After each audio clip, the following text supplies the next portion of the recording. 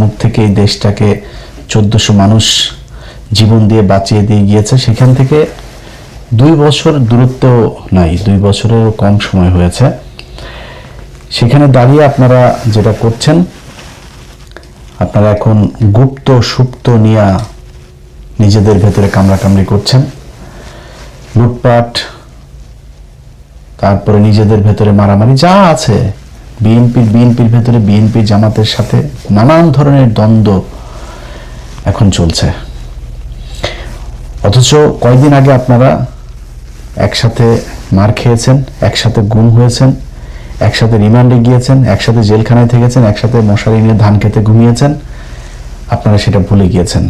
অথচ আমরা যে কত ভয়ঙ্কর একটা পরিস্থিতির ভেতরে, কত বিপজ্জনক জায়গার ভেতরে এই দেশটা দাঁড়িয়ে আছে, এটা আপনাদেরকে অনুমান করার, বিবেক বুদ্ধি দিয়ে চিন্তা করার সেই শক্তি বোধহয় আল্লাহ আপনাদের দেয় নাই। এখনো ঘাড়ের উপরে নিঃশ্বাস ফেলছে সেই রাক্ষস। 2 দিন পর পরই বলে আসতেছি, খেয়ে ফেলবো, লিস্টিং করছি, কারা কারা করেছে। একজনও বাঁচতে পারবেন। আপনি, আমি আজকে একজনের বিরুদ্ধে, আপনি আর আমার বিরুদ্ধে যে কজন আছে, যারা যারা এনসিপি বলেন, জামাত বলেন, বিএনপি বলেন, যারা পুলিশে এখন বিভিন্ন বড় বড় পদে এসে, কেউ কি বেঁচে আসতে পারবে এখান থেকে? যদি আওয়ামী লীগ আবার ইন্ডিয়ার সহায়তা যদি বাংলাদেশে ঢোকে, আপনার মনে হয় একজন বাঁচতে পারবেন? আগে তো নিজের জীবন বাঁচাবেন, এরপরে লুটপাট করেন, গুপ্ত সুপ্ত বালছাল নিয়ে মারামারি করেন, যেটা পরে করেন। আগে দেশের স্বাধীনতাটা, সার্বভৌমত্বটাকে তো আগে মানে ঠিক করে নেবেন, মেরামত করে, যে আমি এখন সিকিউর। এরপরে আপনি কামড়াকামড়ি করেন, খাওয়া দাওয়া করেন। আপনাদের অবস্থা দেখলে মনে হয় আজিব আপনারা একটা স্বাভাবিক নির্বাচনের মধ্য দিয়ে আসছেন। 5 বছর পর আরেকটা সরকার আসলে কি হবে? কিছুই হবে না। আপনার মাথায় রাখতে হবে, অন্তত যদি কমও হয় তাও 20 বছর আপনাকে আওয়ামী লীগকে ক্ষমতার বাইরে রাখতে হবে। তার একটা মহাপরিকল্পনা আপনাদের করা উচিত ছিল, সেটা না করে আপনারা করছেন। আজকে যে বিষয়টা আপনাদেরকে বলবো, এটা বললে বুঝতে পারবেন যে কত ভয়ঙ্কর জায়গায়, কত বিপজ্জনক জায়গায় তারেক রহমানের জীবন, আপনাদের জীবন, আমাদের জীবন দাঁড়িয়ে আছে। তাহলে বুঝতে পারবেন। 20 তারিখ, এই 20 এপ্রিল আমি ফেসবুকে একটা পোস্ট করেছিলাম, বিমান বাহিনীর ভেতরে কিছু একটা হচ্ছে, তারপরে সর্বোচ্চ সতর্কতা জারি করা হয়েছে। তো আমি যতটুকু জেনেছিলাম, ওই দিন ভেতরে আমার যতটুকু সোর্স আছে তারা বলছে, ভাই খুব টান টান উত্তেজনা মনে হচ্ছে, এটা মনে হয় খুব উপরের লেভেলের, এরকম 2-1 জন ছাড়া বোধহয় আর অন্য তেমন কেউ জানে না। আমি এরপরে জানার চেষ্টা করলাম। এর মাঝখানে 23 তারিখে একটা নিউজ দেখলাম। 23 তারিখে নিউজটা করেছেন ভারতীয় একজন সাংবাদিক, তার নাম হচ্ছে চন্দন নন্দী। চন্দন নন্দী 23 তারিখে নিউজে বলেছেন যে Bangladesh air force on high alert after raids net many airmen for links with Tehrik-i Taliban Pakistan, TTP. আচ্ছা, এই নিউজের ভিতরে তিনি বিস্তারিত লিখে দিয়েছেন কি হয়েছে ওই রাতে, তারপরে আগে পরে কি ঘটছে, সেনা বিমান বাহিনীর ভেতরে তেহরিকি তালিবানের কি বিশাল বিস্তৃতি ঘটেছে, কতজন সেখানে ট্রেন আপ হয়েছে, কতজনকে, 2 জনকে ধরা হয়েছে, গ্রেপ্তার করা হয়েছে, 10 জনকে আটক করা হয়েছে জিজ্ঞাসাবাদের জন্য, আরো 10 জন পালিয়েছে, সব বিস্তারিত বলে দিচ্ছে। অথচ সে তার এই খবরের ভেতরেই বলছে যে BF headquarters in Dhaka has shied away from even acknowledging the raids and consequent arrest, detention and escapes. মানে ওর খবর, ওর এটার ভিতরে আপনারা নর্থ ওয়েস্টের ওই পোর্টালে গেলে তারপরে দেখতে পারবেন, ওর খবরের ভেতরেই বলছে যে BF হেডকোয়ার্টার্স মানে বাংলাদেশ এয়ারফোর্সের হেডকোয়ার্টার্স এই ঘটনা নিয়ে সেটা তারা অ্যাকনোলেজিংও করছে না অ্যাবাউট কোনটা, অ্যারেস্ট, ডিটেনশন এবং এসকেপ। এই রেড দেওয়ার পরে যে যা ঘটেছে সেই কনসিকুয়েন্স তারা প্রকাশ করে নাই, সে নিজে বলছে। অথচ তিনি জেনে গিয়েছেন। তিনি জানলেন কিভাবে? এটা হচ্ছে কোশ্চেন। আচ্ছা, বাংলাদেশের সেনাবাহিনীর কোনো কিছু হওয়ার আগেই এই নর্থ ওয়েস্টের কাছে চলে যায়, এই চন্দন নন্দীর কাছে। চন্দন নন্দী মূলত ভারতীয় গোয়েন্দা সংস্থার একটা মুখপাত্রের মতো আচরণ করে, ওইখান থেকে যেসব সূত্রের খবর টবর পায় এগুলোই সে মূলতই করে। তার খবরের একটা বিরাট অংশ জুড়ে বাংলাদেশ সেনাবাহিনীর ভেতরে ওয়াকার পাত দিলেও ওই গন্ধ পায়, এরকম অবস্থা। তো উনি কিভাবে জানলেন বিএফ এয়ারফোর্স হেডকোয়ার্টার এটা বলেন, সে নিজে বলছে তারা নিজেরাই মুখ খোলে নাই এই কারা কি হয়েছে, এই রেডের পরে কাদেরকে ধরা হয়েছে কি করা, অথচ সে সংখ্যা বলে দিচ্ছে যে 2জনকে গ্রেপ্তার করা হয়েছে, 9জন বা 10জনকে জিজ্ঞাসাবাদের জন্য ধরা হয়েছে, আরো 9-10জন পালিয়েছে, সেসব বলে দিচ্ছে। কিভাবে জানলো? এবার আসেন, বাংলাদেশের একজন, আমি চন্দ্রনন্দীর এখানে আরেকবার আসতে হবে, তার আগে বাংলাদেশের একজন সাংবাদিক আছেন জুলকারনাইন সায়ের খান সামি ভাই। সামি ভাই ওইটার পরপরই তিনি একটা পোস্ট করেছেন। তিনার পোস্টটা হচ্ছে, বিগত অন্তর্বর্তীকালীন সরকার 1.5 বছরে বাংলাদেশের জাতীয় নিরাপত্তার এমন কিছু ক্ষতি সাধন করেছে যা অবর্ণনীয়। বিভিন্ন উগ্রবাদী গোষ্ঠীকে এক প্রকার ফ্রি রাইড দিয়ে দেশের নিরাপত্তা ব্যবস্থার অভ্যন্তরে এমন এক ঘুণপোকার চাষ তারা করার চেষ্টা করেছে, যখন তা সামনে আসবে তখন তাদের প্রতি ঘৃণায় আপনার মন বিষিয়ে উঠবে। এটা বললে আপনি পুরোপুরি বুঝবেন না কি বুঝাইতে চাচ্ছেন উনি। ওখানে ওই পোস্টে একটা পিন কমেন্ট পাঠিয়েছেন।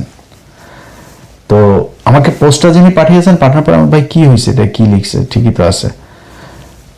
পরে উনি আমার একটা পোস্টে পিন কমেন্ট করেছে, সেই কমেন্টটা আমার পাঠাইলো। সেখানে লিখেছেন, আপাতত এতটুকুই জানতে পারি যে অনতিবিলম্বে পাকিস্তানের সাথে সরাসরি বিমান চলাচল কিছুদিনের জন্য হলেও স্থগিত করা অতীব জরুরি। এইটাই হচ্ছে গিয়ে মূল পয়েন্ট, যে পাকিস্তান এখানে কোত্থেকে আসলো, তেহরিকে তালিবান পাকিস্তান কারা, চন্দন নন্দীর কাছে খবর কেমনে গেল, সেই খবর ওই দিনই আবার নবনীতা চৌধুরীর কাছেও গেল। নবনীতা চৌধুরীও কিন্তু এই চন্দন নন্দীর এইটারই মূলত উনি বাংলায় ট্রান্সলেট করে উনি একটা ভিডিও বানিয়েছেন। এবার আসেন বুঝি আমরা। বুঝতে হলে আমাকে আবারও সেই চন্দন নন্দীর ওই পোস্টে যাইতে হবে। আচ্ছা, চন্দন নন্দী 2টা নিউজ করেছে, একটা 23 তারিখ আর একটা 26 তারিখে, 2 দিন আগে। আচ্ছা, তিনি একটা কথা বলেছেন যে the information related to the TTP, মানে ওই তেহরিক তালিবান পাকিস্তান, যেটা network among BF personal spread after Pakistani authorities informed Bangladeshi officials. Pakistani authorities মানে হয় গোয়েন্দা সংস্থা বা সরকার বা দূতাবাস, কোন একটা পক্ষ বাংলাদেশ এয়ারফোর্সকে জানিয়েছে, অফিসিয়ালসদেরকে জানিয়েছে, পাকিস্তানের সরকার জানাইলো। বুঝেন, কিন্তু খুব হিসাব করে বুঝেন। পাকিস্তানের সরকার বাংলাদেশ সরকারকে জানাইলো, তেহরিকি তালিবান পাকিস্তানের লোক তোমার এয়ারফোর্সের ভেতরে আছে, তাদেরকে তাড়াতাড়ি ধরো। আচ্ছা, জুলকারনাইন সামি বলল যে পাকিস্তানের সাথে প্লেন যোগাযোগ তাড়াতাড়ি বন্ধ করো। আচ্ছা, পাকিস্তান থেকে তাহরিকে তালিবানের পাকিস্তানের, তাহলে বাংলাদেশের যে এয়ারপোর্ট এটা বন্ধ করার মানে কি? মানে হচ্ছে যে বন্ধ করলে এই যে ডিরেক্ট ফ্লাইটে তাড়াতাড়ি সব তাহরিকে তালিবান পাকিস্তানের লোকজন বাংলাদেশে আসতেছে, এই জন্য উনি চান তাড়াতাড়ি পাকিস্তানের সাথে বিমান যোগাযোগ বন্ধ হোক। এবার আমরা চলেন বুঝি তেহরিকি তালিবান পাকিস্তান এরা আসলে কারা। এটা বুঝলে আপনি বুঝবেন আসল ঘটনাটা কি। তেহরিকি তালিবান পাকিস্তান কয়েকদিন আগে 2টা ছেলে এদের সাথে গিয়ে যোগ দিয়েছিল, পাকিস্তানের মিলিটারির সাথে যুদ্ধ করেছে। একজনের নাম ফয়সাল, আরেকজনের নাম জুবায়ের।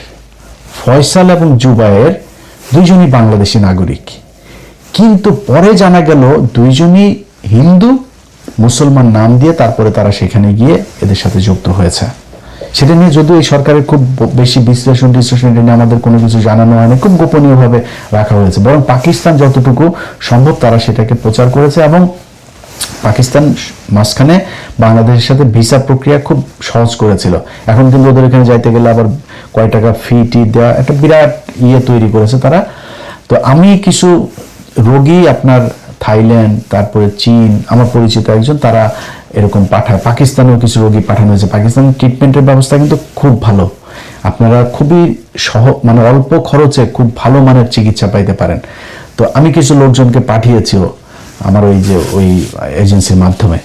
তো ওরা আমারে বললো যে ভাই এখন ভিসার ইয়েটা একটু কড়াকড়ি করেছে। তো তারা আবার এমবেসির সাথে কথা বলে জানলো যে আমাদের দেশ থেকে জঙ্গি যাচ্ছে পাকিস্তানে, গিয়ে সেখানে পাকিস্তানের ভেতরে অভ্যন্তরীণ এই শৃঙ্খলা নষ্ট করছে। এই তেহরিকি তালিবান পাকিস্তান শ্রীলঙ্কার যে বাসে হামলা হয়েছে সেটার সাথে জড়িত, ক্রিকেট দলের উপরে হামলা হলো না, ওটার সাথে জড়িত। কয়েকদিন আগে পাকিস্তানের নিরাপত্তা বাহিনীর সাথে যে গ্যাঞ্জাম হলো সেটার সাথে জড়িত। এটারে বুঝতে হইলে যে তেহরিকে তালিবান পাকিস্তান কেন পাকিস্তানের সাথে লাগে, এটা বুঝতে হইলে, এটা কারা, এটা বুঝতে হইলে আপনাকে কয়েকদিন আগে যে আফগানিস্তানের সাথে পাকিস্তানের যুদ্ধ হইল না, আপনারা অনেকেই অবাক হন না যে পাকিস্তান কেন আফগানিস্তানের সাথে, আফগানিস্তানের লোকজনরা এইভাবে ওই পারে বোমা বর্ষণ করে। কারণ হচ্ছে তেহরিকি তালিবান পাকিস্তান, এই টিটিপি হচ্ছে রয়ের তৈরি করা আফগানিস্তানের একটা বাহিনী। তালেবানদেরই একটা অংশ, তারা রয়ের সাথে মিলে মোটা অঙ্কের টাকা দিয়ে এদেরকে আপনার তৈরি করা হয়েছে পাকিস্তানের বিরুদ্ধে যুদ্ধ করার জন্য। এখন ওরা উর্দুতে কথা বলে, ওরা বেলুচ ভাষায় কথা বলে, ওরা দাড়ি টুপিওয়ালা, ওরা পাকিস্তানের মতো দেখতে, ওরা আমেরিকার সাথে আফগানিস্তানের যুদ্ধ শুরুর পর থেকে 20 বছর ধরে প্রায় 10 লক্ষ আফগানি পাকিস্তানিরা জায়গা দিয়েছে, তাদের এখন এখানে দোকানপাট আছে, তারা এখানে থাকে খায়, পাকিস্তান তাদেরকে নাগরিকত্ব দিয়েছে, কিচ্ছু বলে না। ওদেরকে দিয়ে পাকিস্তানের বিরুদ্ধে যুদ্ধ করাইতে খুব সুবিধা হয়। এই জন্য এদেরকে ট্রেন আপ করেছে, করে তারপরে তাদের সাথে যুদ্ধ করায়। আপনারা এই পর্যায়ে এইটুকু বুঝেন যে তেহরিকি তালেবান পাকিস্তান টিটিপি হচ্ছে পাকিস্তানের রাষ্ট্রের বিরোধী একটা জঙ্গি সংগঠন। এই যে মাঝে মধ্যে বোমা টোমা ফুটায়, এরা ফুটায়, এরা ওদের বিরোধী। যেই কারণে পাকিস্তানের সরকার বাংলাদেশ সরকারকে বলেছে যে তোমরা তাড়াতাড়ি তৎপর হও, এই তেহরিকি তালিবান পাকিস্তান এটা রয়ের সংগঠন, এরা তোমাদের ভেতরে ঢুকেছে। এইবার কোশ্চেন হচ্ছে তেহরিকি তালিবান পাকিস্তান বানাইলো পাকিস্তানের সাথে যুদ্ধ করার জন্য পাকিস্তানের ভেতরে, কিন্তু আমাদের দেশে কেন পাঠিয়েছে? এইটা হচ্ছে গিয়ে মূল বিষয়। এটা বুঝলে বুঝতে পারবেন যে আপনি কত বিপদে আছেন, আপনার তারেক রহমান কত বিপজ্জনক জায়গায় দাঁড়িয়ে আছে, আমার পুরো দেশের সার্বভৌমত্ব কতটা বিপজ্জনক জায়গায় দাঁড়িয়ে আছে। বাংলাদেশের এই এয়ারফোর্সের ভেতরে তাদের এইটা ঢুকানোর পেছনে গেল 6 মাস ধরে তারা কাজ করছে। আপনারা এই ওর আর্টিকেলটা পড়লেই সব দেখতে পারবেন। সেখানে 6 মাসেরও বেশি সময় ধরে তারা কাজ করছে। আপনার জহুরুল ইসলাম যে এয়ারবেজ আছে চিটাগাংয়ে, সেখানে মসজিদের ইমামকে এই তেহরিকি তালিবান পাকিস্তানের একজন এজেন্টকে ঢুকানো হয়েছে, মসজিদের ইমাম সে। এখন বাংলাদেশকে কেন টার্গেট করা হলো সেটা বুঝতে কয়েকদিন আগে ভারতের আরেকজন সাংবাদিক আর একজন সেনাবাহিনীর কর্মকর্তা, রিটায়ার্ড একজন কর্মকর্তা, দুইজন একটা কথা বলেছিল যে তারেক রহমান ভারতের সাথে যে কথা দিয়ে বাংলাদেশে ঢুকেছিল লন্ডন থেকে, সেই কথা তারেক রহমান শুনছেন না। এটা কিন্তু সত্যি কথা। তারেক রহমান ভারতের সাথে তার একটা মিটিং হয়েছে, একটা না একাধিক মিটিং হয়েছে তার, এবং সেখানে সে এই কথাগুলো বলে এসেছে যে হ্যাঁ আমরা তোমার কথা শুনবো। এখন আপনি বলবেন তারেক রহমান কি এই তাহলে খারাপ কাজ করেছে, এটা মানবেন না? তারেক রহমান খারাপ কাজ করে নাই। এর কারণ হইল গিয়া খালেদা জিয়া যখন 111 সরকারের সময় জেলে ছিল, শেখ হাসিনার আগে এই জেনারেল মাসুদ টাসুদেরা আগে গিয়েছিল খালেদা জিয়ার কাছে যে ম্যাডাম আমরা আপনাকে চাই ক্ষমতায় আনতে, আমাদের এই 111 সরকারের এই জিনিসগুলো আপনি ইন্ডেমনিটি দিবেন এবং আমাদের এই জিনিসগুলো মেনে নেবেন। খালেদা জিয়া তো একরকম হয়েছে, দানায় পানায় বুঝে না, বলছে যে তোমার কাজ ক্যান্টনমেন্টে, তুমি এখানে রাজনীতি করতে আসছো কেন? এটা তোমার কাজ, যাও বেরো, একদম স্ট্রেট কার্ড বের করে। এগুলো আপনার এই যে প্রণব মুখার্জির বইতেও লেখা আছে। খালেদা জিয়া মানে না মানাতে কি হয়েছে, 111 পুরো ক্রেডিট উপভোগ করেছে শেখ হাসিনা। সে ক্ষমতায় আসলো, ইন্ডিয়ার কথা শুনে শুনে, তারপরে খালেদা জিয়া শুনে নাই। খালেদা জিয়া ওই দিন যেটা করতে পারতো, ওদের কথা শুনে ক্ষমতায় এসে তারপরে বিট্রে করতে পারতো। তারেক রহমান ঠিক ওইটাই করেছে আমার বিশ্বাস। তারেক রহমান তাদেরকে বলেছে হ্যাঁ ঠিক আছে আমরা এইভাবে, কি চেয়েছে ভারত চেয়েছে, মানে আমি কেন বলছি যে তারেক রহমান ঠিকটাই করেছে সেটারও প্রমাণ দিচ্ছি আপনারা। ওই সাংবাদিক এবং রিটায়ার্ড অফিসার দুইজনই একটা কথা বলেছিল, তারেক রহমান কয়েকটা জিনিস এই ভারতের কাছে কথা দিয়েছিল। এক, আওয়ামী লীগকে স্বাভাবিক রাজনীতিতে ফিরতে দিতে হবে, শেখ হাসিনাকে ফিরিয়ে নিতে হবে, তাকে আটক করা যাবে না। তারপরে 7 সিস্টারের যে বিচ্ছিন্নতাবাদীগুলো আছে এগুলো ভারতের সাথে মিলে একসাথে কাজ করতে হবে তাদেরকে নিশ্চিহ্ন করার জন্য, নির্মূল করার জন্য। এবার বলেন তারেক রহমান সেটা শুনেছে কিনা, শুনবে কিনা, মানে আমি কেমনে বলবো যে তারেক রহমান ভারতের কথা শুনে নাই, বিট্রে করে নাই। এই সাংবাদিক এবং এই রিটায়ার্ড অফিসারই বলেছে তারেক রহমান ভারতের কথা শুনছে না। এখন শুনছে না কেন, যে আসলেই এটা প্রমাণ কি, 111-এর মাসুদকে ধরা হয়েছে, মামুন খালেদকে ধরা হয়েছে, খালেদ মামুন, এই যে মামুন খালেদ আপনার ডিজিএফ এর চিফ ছিল, যে ডিজিএফ এর ডিরেক্টর আরেকটা ধরা হয়েছে, 4-5 জনকে ধরা হলো না?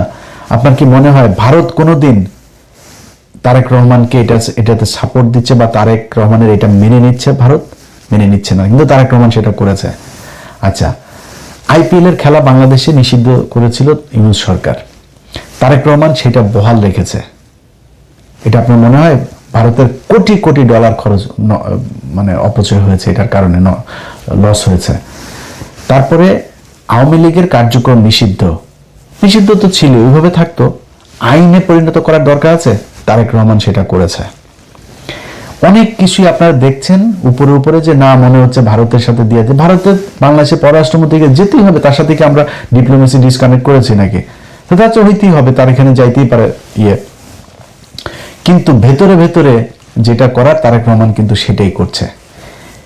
এই কারণেই আমার যে সূত্র, সেই সূত্র আমাকে যেটা জানিয়েছে যে তারেক রহমানকে হত্যা করে তারপরে দেশের ভেতরে একটা অস্থিতিশীল পরিস্থিতি তৈরি করবে, কিন্তু তারপরে সরকার আবার ক্ষমতায় আসবে বিএনপি।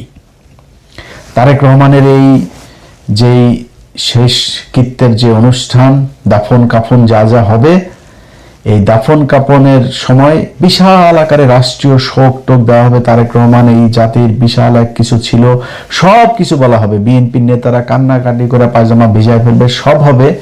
কিন্তু বিএনপির যে দ্বিতীয় সারির যে নেতারা বিএনপির হাল ধরবে, ক্ষমতায় আসবে, সেই ব্যক্তিরা হচ্ছে গিয়ে তারেক রহমান যা করছিলেন তার ঠিক উল্টাটা করবে, রব যেটা বলবে সেটাই করবেন। এই পরিকল্পনা নিয়ে তারপরে তারা আগাচ্ছিলেন সেনাবাহিনীর ভেতরে একটা কু করার জন্য। এবার বুঝতে পারছেন? আপনারা পুরো ঘটনার সব যদি নাকি একসাথে মিলানোর পরে দেখতে পারবেন যে তেহরিকি তালেবান পাকিস্তানের টিটিপির সাথে ভারতের যেই যোগসাজশ, সেটা দিয়ে তারা পাকিস্তানের সাথে ওইদিকে ফাইট করছে, আর এই দিকেও ভারতের বিরুদ্ধে যারা কাজ করবে তাদেরকে এই করার জন্য এই তেহরিকি তালেবান পাকিস্তান নাম দিয়ে তারপরে করা হয়েছে। এখন এর পরপর পুলিশ হেডকোয়ার্টার একটা বিজ্ঞপ্তি দিয়েছে। সেই বিজ্ঞপ্তিটার ভেতরে আমি জানি না যে এটার কৌশল নাকি এটা বিষয়টা এরকমই। পুলিশ হেডকোয়ার্টার বলেছে, নিষিদ্ধ ঘোষিত উগ্রবাদী সংগঠনের সমর্থক কর্তৃক গুরুত্বপূর্ণ স্থাপনায় হামলার পরিকল্পনা সংক্রান্ত গোপন ও জরুরি গোপনীয়। এটা দিয়েছে 23 এপ্রিল। ওই যে তারিখ মনে আছে, যেই 23 এপ্রিল চন্দন নন্দী আপনার নিউজ করলো, সেই 23 তারিখে পুলিশ হেডকোয়ার্টার এটা দিল। ওই পরের দিনই আবার জুলকারনাইন স্বামী ভাইও এটা নিয়ে করলো। ওই দিনই আবার নবনীতা চৌধুরীও নিউজ করলো।